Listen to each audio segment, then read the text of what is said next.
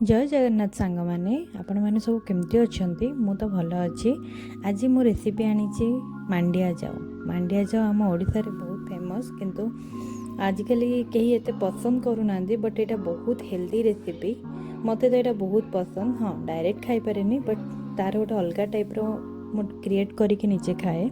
ये मु मांडिया चूना नहीं जाइए। मांडिया चूना रे तुमर टे पानी मिसेकी मिक्स कर गोटे साइड रखीदेली। नॉर्मल टे स्लरी टाइप बनई रखीदेली।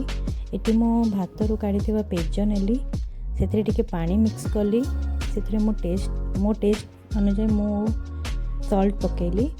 सॉल्ट पकेला ये मोर खुद पकईदेली। ये बॉयल हो गला भल से।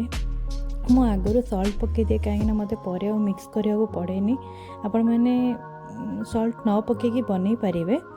मोर ये टे बॉयल हो गला। मो खुदटा भी टे बड़ बड़ थी, से टाइम लगे बॉयल हाँपाई। मुझे चेक करदेली मो खुद होगला जिते से जो चूनाटा मिक्स कर रखी पानी सांगे मुझे पकईकी मिक्स करदेली।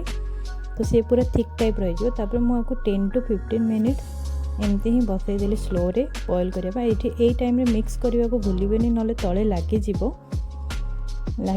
से। मोर ये 10 to 15 मिनिट होगला। यहाँ मो परदिन वीडियो कहीं से सांगे सांगे मु गरम गरम खाई पारे। मु 1 डे माने 12 आवर ऑलमोस्ट रखिकी खाए।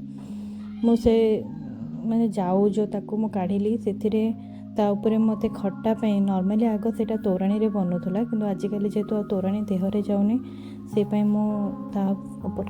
दही पकेली। फ्रेश दही जोटा मो घरे थिला। दही आपण टेस्ट अनुसार पकई पारे।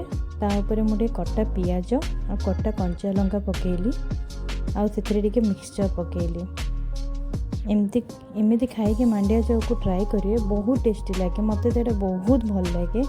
मो चैनल को सब्सक्राइब करेंगे। Thank you so much. Thank you for watching.